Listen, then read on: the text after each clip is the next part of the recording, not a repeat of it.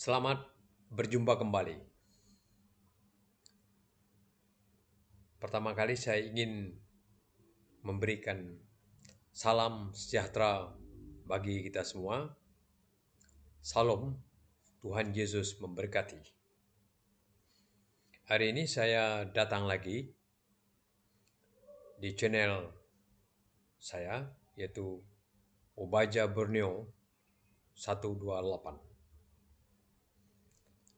Saya merasa bergembira dan senang hati karena pada hari ini saya bisa mengkongsikan tentang ekonomi rumah panjang. Jadi hari ini nanti saya akan membicarakan kekuatan ekonomi rumah panjang. Dilihat dari aspek yang bersifat fisik.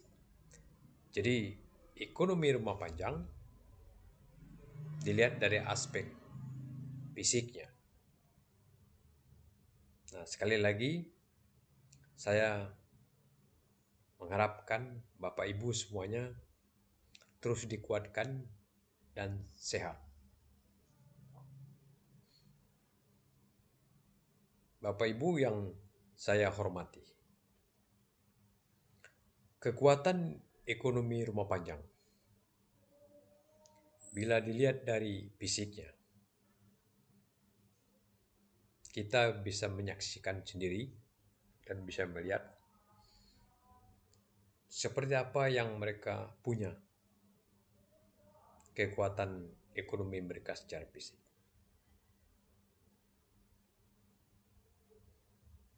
Di rumah panjang, mereka memiliki wilayah dan tanah. Di rumah panjang, mereka juga memiliki tempat tinggal, namanya rumah panjang. Di rumah panjang juga, mereka memiliki barang-barang atau usaha-usaha tertentu yang ada di atas tanah mereka. Dengan demikian, kalau kita memperhatikan, mereka mempunyai kekuatan secara ekonomi, baik secara individu atau perorangan, ataupun secara komunal atau secara bersama-sama.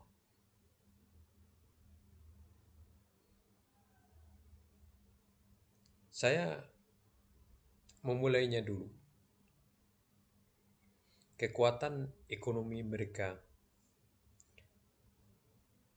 apabila bertumpu pada kekayaan alam yang mereka miliki. Di rumah panjang, rata-rata tiap-tiap pintu memiliki tanah. Jarang sekali keluarga rumah tangga yang ada di rumah panjang tidak memiliki tanah. Bahkan kalau ada orang yang pindah ke suatu rumah panjang, kalau seandainya mereka tidak punya tanah, mereka akan dibagikan tanah. Setidak-tidaknya mereka bisa mengerjakan tanah supaya mereka bisa mencari nafkah dan bisa bertahan hidup. Jadi masing-masing rumah tangga mereka memiliki tanah yang dimiliki mereka secara turun-temurun dari kakek nenek mereka, dari orang tua mereka. Jadi kepemilikan tanah mereka itu adalah lama telah berlalu. Saya ambil contoh saja kalau di kampung saya sampai ke keturunan saya ini itu sudah 5 generasi. Jadi kalau sampai pada cucu-cucu saya sudah 6 atau 7 generasi. Jadi mereka secara individu atau secara rumah tangga, mereka mengusahakan sendiri lahan mereka untuk keperluan mereka bercocok tanam.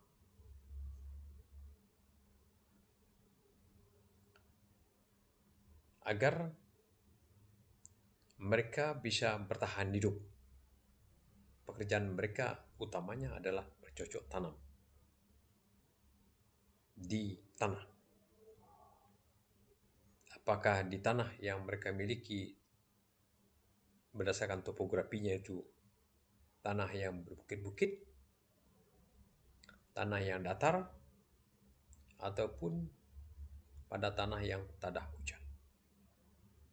Ini sangat tergantung kepada topografi yang ada pada daerah mereka atau wilayah tempat mereka tinggal masing-masing. Di samping itu, mereka juga memiliki kebun buah-buahan yang ditanam oleh kakek nenek mereka terdahulu atau orang tua mereka terdahulu. Ada juga mereka menanam kebun atau buah-buahan pada masa zaman mereka. Jadi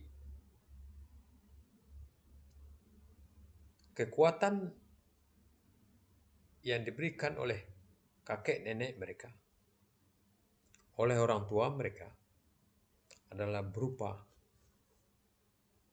alam, sumber daya alam.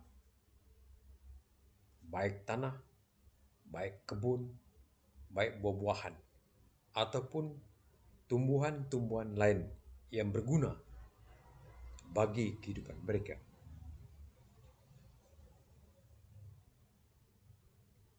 Di samping itu juga,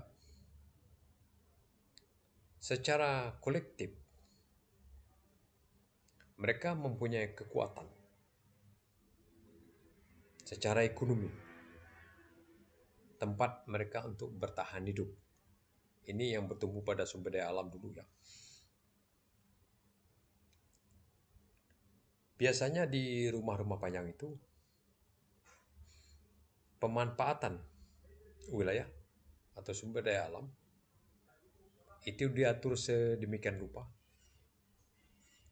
Diatur melalui musyawarah dan mufakat. Mereka bermusyawarah dan bermufakat. Orang-orang tua atau tetua dengan masyarakat mereka atau dengan rakyat mereka yang tinggal di rumah panjang berkenaan. Pengaturan itu adalah membagi zona-zona pemanfaatannya. Jadi pembagian zonanya untuk pemanfaatannya atau untuk kegunaannya. Ada tempat untuk keperluan bercocok tanam. Ada tempat untuk keperluan mereka untuk berburu dan meramu. Atau juga tempat mereka untuk mencari buah-buahan hutan. Ada tempat memang dicadangkan kayu-kayu besar supaya itu bisa digunakan sebagai tempat penyimpan air.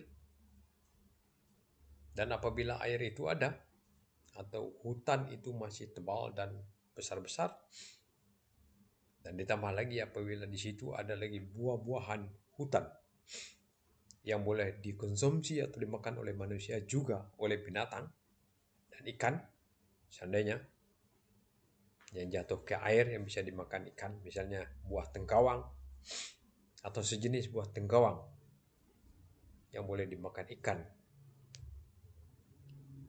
Jadi zona-zona itu dia dibagi sedemikian rupa sehingga sewaktu mereka mengerjakannya adalah tidak salah. Jadi kekuatan pada satu zona dengan zona yang lain itu dia terintegrasi, tidak dipisahkan, tapi diintegrasikan dalam pemanfaatannya. Jadi mereka membangun kekuatan atau mengatur tata guna lahan sedemikian rupa sehingga mereka kuat kehidupan ekonomi mereka.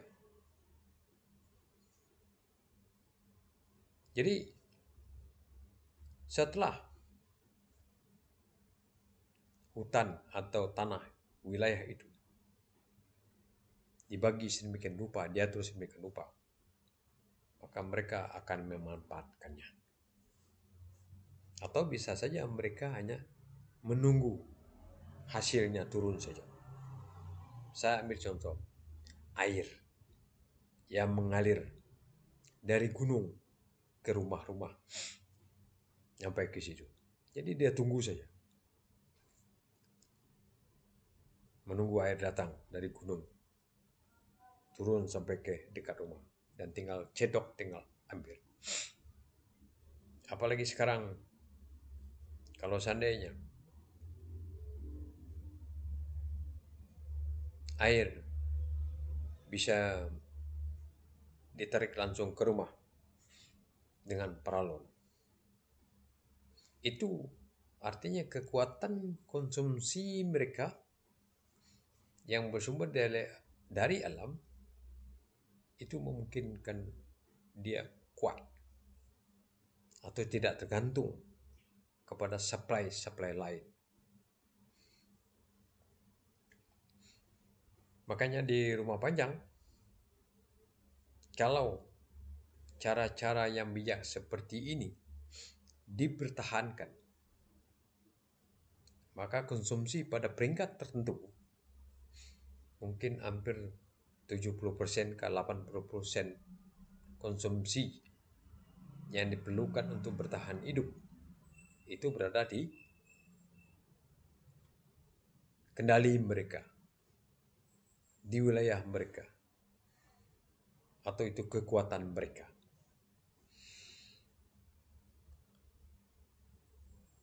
Kalau saya membandingkan, apabila suatu daerah itu konsumsi airnya membeli di pasaran biasa, maka mereka akan sangat terikat. Karena mereka tidak mensuplai air itu sendiri. Artinya tidak ada secara berkomunitas untuk mendapatkan air secara bersama-sama. Dia harus membeli kepada pihak yang menyediakan air. Jadi apabila dia mau minum, mau mencuci, mau mandi, atau mau membersihkan segala sesuatu yang menggunakan air, mereka harus membeli terlebih dahulu. Mereka harus bekerja terlebih dahulu. Kalau mereka tidak bekerja, mereka tidak punya penghasilan. Apabila tidak punya penghasilan, maka kekuatan mereka menjadi lemah. Dengan kata lain, sulit menghadapi kehidupan.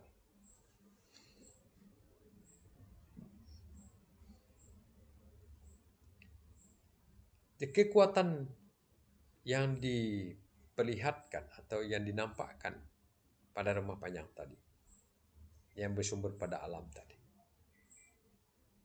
Apabila mereka ingin mengambil kayu di hutan, di kebun mereka, tidak ada yang melarang. Mereka bisa ambil sedemikian rupa, dan itu diperlukan mereka untuk menopang atau menyokong kehidupan mereka. Apakah itu untuk keperluan kayu bakar mereka, Apakah kayu-kayu yang penting itu digunakan untuk keperluan ramu mereka, untuk mereka jual kembali kalau masih ada agak banyak kayunya, dan boleh digunakan untuk keperluan rumah tangga mereka atau membangun rumah mereka. Jadi hidup mereka bisa lebih baik dan lebih layak. Karena cadangan-cadangan yang telah sedia di alam, kekuatan-kekuatan yang ada yang mereka miliki, itu bisa memberikan kenyamanan hidup atau kekuatan kepada mereka. Penggunanya tadi kita saksikan.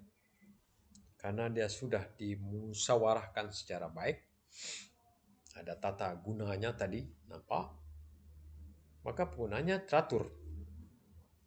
Jadi mereka tidak akan berebut dalam menggunakan. Mereka bisa berhemat menggunakannya. Dan mereka bisa memilih yang mana dulu yang akan dimanfaatkan. Sehingga penggunaan sumber daya alam itu tidak merusak kehidupan mereka. Secara mendasar, ya. Dan jarang kita mendengar di rumah panjang itu orang kelaparan atau tidak cukup makan. Jarang. Mungkin secara keuangan, ya mungkin mereka mengalami kesulitan. Tapi untuk konsumsi makan, minum yang bersumber dari sumber daya alam, dia tidak mengalami kesulitan. Karena tinggal mereka mengambilnya saja dan mengusahakannya saja. Kekuatan yang telah ada seperti itu tadi, kekuatan itu mereka miliki. Dan kekuatan itu adalah mereka yang kendalikannya. Jadi kekuatan dari dalam diri mereka sendiri. Bentuknya tadi berupa sumber daya alam tadi. Nah, makanya untuk menjaga kekuatan ekonomi rumah panjang yang bersumber dari sumber daya alam tadi, mereka sangat hati-hati dalam memanfaatkan wilayah-wilayah yang mana boleh dimanfaatkan untuk wilayah kerja, mana tempat wilayah yang di tempatnya untuk menyediakan cadangan kayu, cadangan air, cadangan ikan, cadangan binatang lainnya, supaya pada masa tertentu mereka boleh mengambilnya saja. Karena sampai sekarang juga masih banyak mereka mengambil ikan. Itu terus ke sungai, mengambilnya di sungai. Mungkin ada kolam ikan, saya rasa mungkin sedikit lah orang yang memelihara ikan atau kolam ikan. Tapi kebanyakan adalah mereka mengambil ikan, langsung mengambil ke sungai.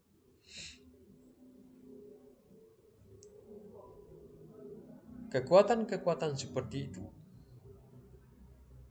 yang mereka miliki, mereka mesti jaga dengan baik. Dia mesti samakan pemikiran terlebih dulu antara tua-tua masyarakat yang ada di kampung dengan pemuda-pemuda yang ada di kampung. Juga mesti disampaikan juga kepada aparat pemerintahan yang paling bawah, yang paling dekat dengan masyarakat, katakanlah aparat pemerintahan desa. Jadi dia mesti berkolaborasi secara bersama-sama supaya kekuatan ekonomi yang telah ada ini itu tidak terjejas atau tidak terkuras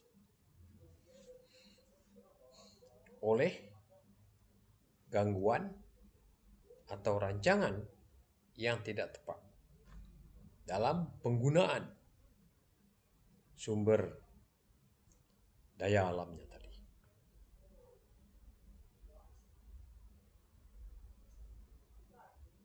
Kayu-kayu dan hasil alam yang lain yang boleh menahan air, yang boleh sebagai sumber makanan bagi hewan-hewan yang hidup di dalam air atau di air, dan hewan-hewan yang hidup di darat, dia mesti dipertahankan karena itu adalah kekuatan ekonomi mereka. Dan apabila air bisa bertahan, tumbuh-tumbuhan yang diperlukan oleh manusia, hewan, apakah hewan itu berada di darat atau di pokok kayu dan di air atau dalam air, dia mesti tersedia sedemikian rupa. Sebab kalau tidak, maka tidak ada lagi tempat tinggal atau sumber makanan bagi hewan-hewan ini tadi. Dan hewan-hewan ini akan punah. Kalau hewan ini punah, maka kekuatan ekonomi mereka akan terganggu. Karena mereka harus mencari penghasilan yang lain di lapangan kerja yang lain.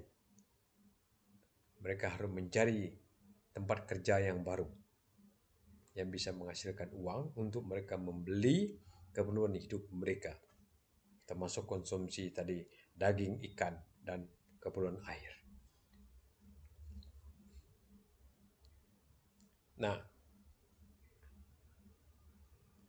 saya memperhatikan sekarang yang sedang terjadi di Rumah Panjang. Apalagi dulu ada Rumah Panjang yang di ibu kota kecamatan, berdekat.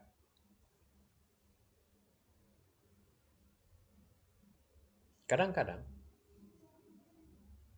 kekuatan yang telah ada ini, katakan tanah, yang mereka miliki di Rumah Panjang itu,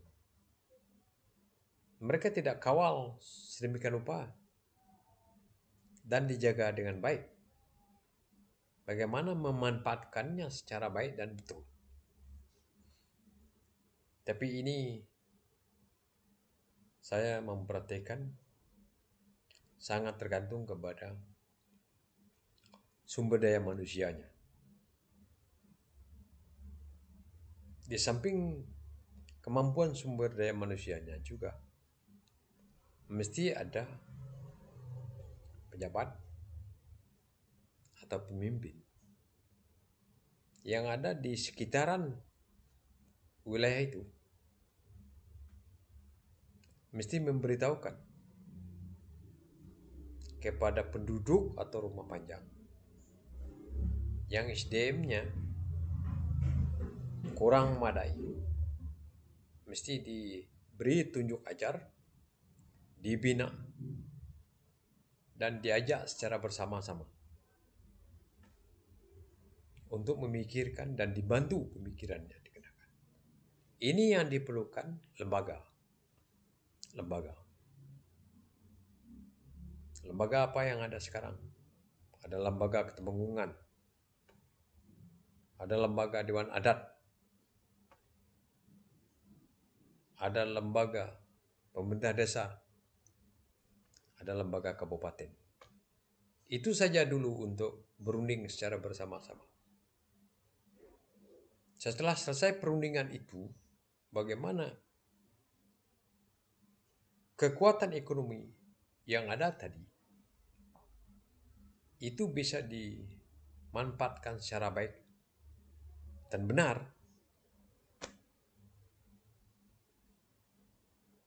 mesti dibicarakan intensif dan dalam.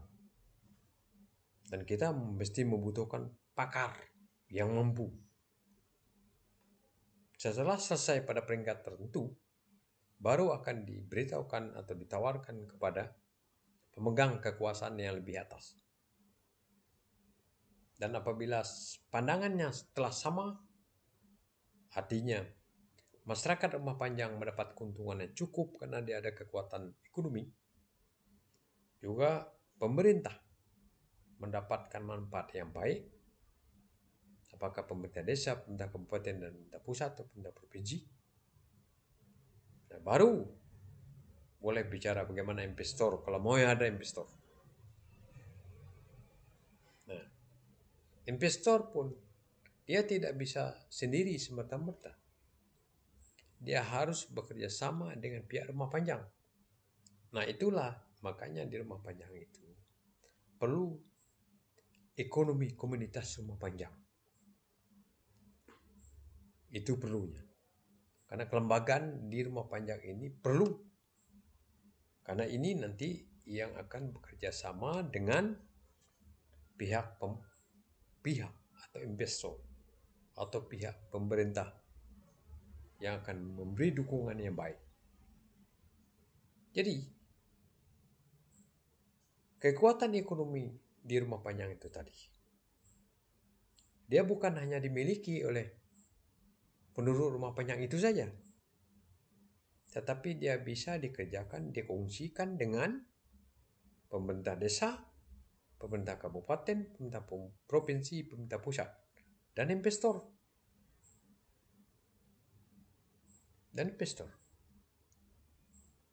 Karena rumah panjang tadi dia punya aset, modal, kekuatan ekonominya tadi ada, maka pemerintah juga bisa diberi sahamnya di situ oleh masyarakat sebagai pemilik harta. Dia membagi berapa persen bagi pemerintah pusat atau pemerintah pusat ya, pemerintah provinsi atau pemerintah kabupaten, dan pemerintah desa. Memang sekarang saya melihat baru mula orang bilang BUMDes, ya boleh, tapi keterampilan, keahlian, teknologi, uang, manajemen, jaringan, ya kan? Jaringan ini mesti dibangun. Coba tidak bisa sendiri-sendiri. Karena penggunaan alam kalau digunakan secara sendiri-sendiri, maka alam itu akan rusak. Kalau dia rusak alam, maka dia akan mengganggu kehidupan secara komunal. Jangan heran sekarang kalau kita memperhatikan. Karena kita mengabaikan kekuatan ekonomi rumah panjang atau faktor produksi alam tadi, sering diabaikan. Dia semerta-merta diambil, dirambah. Akibatnya apa? Sekarang sedang terjadi. Kalau banjir, banjir sekali. Kalau kemarau, kemarau kuat. Dan sekarang juga tidak menentu. Orang bilang alam tidak menentu. Bukan alam tidak menentu. Manusia yang tidak menentu. Karena dia tidak tunduk kepada hukum alam yang berlaku. Karena alam tidak boleh diganggu. Alam harus dimanfaatkan secara betul. Nah, kekuatan yang ada pada rumah panjang tadi, yang telah ada, siapa yang akan berkepentingan? Adalah masyarakat di rumah panjang bersangkutan bersama dengan perangkat yang membangun atau lembaga yang membangun, katakan pemerintah desa atau lembaga Patih Temenggung atau Toi Rumah. Ada juga pihak kabupaten, pihak provinsi, pihak pemerintah pusat, juga mungkin investor.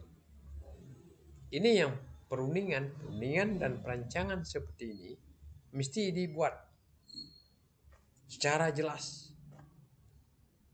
Supaya apa? Supaya kekuatan ekonomi yang ada di rumah panjang satu dengan rumah panjang yang lain itu, dia bisa terintegrasi. Kalau nanti masing-masing rumah panjang hanya memikirkan, katakan kekuatannya sendiri, dia tidak cukup, karena wilayahnya kecil. Saya ambil contoh, hanya satu aja rumah panjang yang bertahan menjaga alam. Yang lainnya sudah dibongkar semua. Katakanlah daerah perbatasan itu, hanya satu aja rumah panjang yang ada sumber daya alam yang masih bisa bertahan. Yang lainnya sudah tebang kaca semua. Banjir. Jadi kekuatan itu digunakan secara bijak. Jadi ada pengekangan yang cukup. Pembatasan yang cukup. Karena ingat bahwa sumber daya alam ini, dia pada peringkat tertentu dia terbatas. Jadi dia terbatas. Dia ada bisa habis. Minyak sekarang, dia akan habis. Batu bara habis, apalagi habis. Air juga akan habis. Air. Bagaimana air habis? Ya, banjir. Tapi apa musim-musim kemarau, dia kesulitan air. Dulu mungkin orang mudah ambil air, sekarang dia susah ambil air. Dulu dia kekuatan, tapi sekarang dia jadi pengancam. Ya. Ini mau hati-hati dengan kekuatan ekonomi rumah panjang ini. Kalau kita tidak tata kelolanya dengan baik, dengan pemikiran yang baik, dengan hati yang baik, kekompakan tidak ada, dia mesti bersatu padu. Maka kekuatan ekonomi rumah panjang ini, dia akan menjadi musuh, akan mengentam ekonomi rumah panjang. Jadi ekonomi rumah panjang itu akan jatuh karena diantam, karena tidak digunakan atau tidak menggunakan prinsip keberlangsungan dan kebersamaan. Dia prinsip keegoannya. Jangan heran suatu masa, suatu tempat kita menyaksikan di tempat-tempat tertentu. Daerahnya sungguh ramai, apabila usahanya sudah habis semua, daerah itu akan ditinggalkan dan daerah itu akan kering kerontang, tandus, ditinggalkan orang. Dan dia akan meninggalkan bencana bagi sesama manusia. Nah, karena itu kekuatan ekonomi rumah panjang ini yang telah ada tadi mesti disosialisasikan oleh siapa? Oleh mereka yang punya satu, yang punya jabatan, yang kedua yang punya kemauan dan punya tanggung jawab. Sambil contohlah di Sungai Sedih. Saya tidak ada jabatan di situ, tapi sering saya beritahukan bahwa penggunaan sumber daya alam mesti tepat dan baik. Dan ingat, sumber daya alam yang ada di tempat kita ini bukan kita punya, itu kakek nenek kita dulu yang dapat. Kita hanya menggunakan saja. Terima bersihnya saja. Saya mau tanya lah, kampung tertentu itu pada zaman sekarang, zaman kita sekarang ini, apakah kita beli satu kampung kita? Bukan. Itu satu kakek nenek kalian dulu yang dapatnya. Bukan dia peroleh kalian sekarang. Kalau kalian pun dapat sekarang sedikit saja. Itu pasti kakek nenek kalian dulu yang memintanya kepada suku-suku sebagai pemilik wilayah itu. Jadi jangan kita sombong banyak bahwa ini adalah saya punya, bukan. Kakek nenek kita dulu punyanya. Kita hanya terima bersih yang telah didapati mereka. Ini anak cucuku katanya. Kalian tinggal pakai. Coba sekarang kalau cari rumah panjang. Minta lagi ke tempat orang yang mendapat belas ribu hektar kalau dapat. Kalau mampu. Minta, kecuali belilah. Jadi kalau kita tidak memikirkan kekuatan perjuangan dari kakek nenek kita terdahulu terhadap keberlangsungan hidup anak cucunya sekarang yang tinggal di wilayah masing-masing berdasarkan jatah atau ungkup mereka, wilayah mereka diberikan dengan baik dan betul. Itu kekuatan yang ada. Tapi jangan kekuatan ekonomi seperti itu digunakan salah. Hanya menguntungkan satu dua orang saja atau kelompok tertentu saja. Itu yang tidak baik dan tidak betul. Nah, karena itu Bapak Ibu yang saya hormati, pemirsa, bahwa di rumah panjang itu ada kekuatan ekonominya. Dari segi fisik di sumber daya alamnya. Dan kedua, bangunan rumah panjang itu sendiri, itu kekuatan mereka. Mengapa ada itu dikatakan sebagai kekuatan ekonomi mereka? Karena di rumah panjang ini, sekarang sudah hampir dilewati jalan-jalan raya. Dan orang sangat mudah untuk datang. Kemasan-kemasan seni budaya, upacara-upacara adat itu boleh digalakkan dan dikemas sedemikian rupa di rumah panjang. Kemasan seni budaya itu atau keterampilan itu yang di rumah panjang itu, yang dilaksanakan di rumah panjang itu akan mengundang pihak luar berminat untuk datang melihat. Mungkin bisa mengkongsikan bagaimana festival-festival atau hari raya tertentu itu bisa dikongsikan, dilaksanakan secara bersama-sama. Dan itu kekuatan mereka karena mereka ada rumah panjang. Dan orang datang ke rumah panjang mereka semakin lama semakin ramai. Dan apalagi semakin lama semakin ramai, semakin baik hubungannya. Maka kekuatan hubungan sesama manusia, sesama kaum kerabat dengan berbagai bangsa yang datang ke rumah panjang bisa dibangun. Jadi kekuatan ekonomi rumah panjang juga bisa membangun kekuatan secara bersama-sama sebagai anak manusia atau bisalah sebagai warga negara Indonesia. Tapi saya katakan sebagai anak manusia. Jadi kekuatan secara bersama-sama.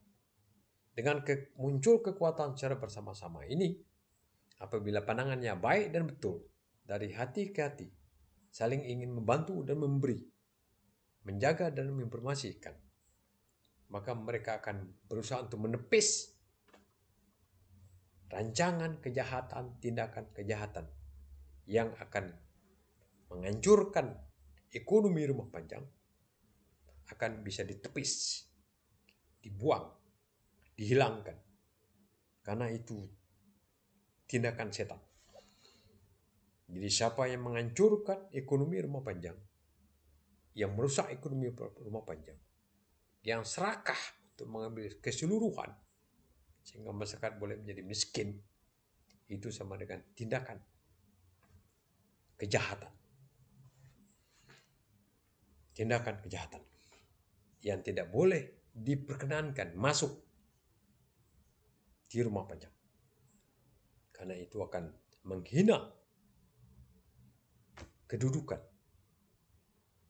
anak manusia sebagai yang berperi kemanusiaan yang perlu dihormat sesama kita. Jadi ekonomi rumah panjang ini yang telah ada itu tinggal digalakkan lagi bersama-sama, dan itu akan membawakan keberuntungan kita secara bersama-sama demi kita bersama-sama. Demikian, terima kasih. Semoga Bapak Ibu semuanya yang bisa menggabungkan diri dengan channel Mubaja Borneo 128 ini terus dikuatkan dan sehat. Salam Tuhan Yesus memberkati. Terima kasih.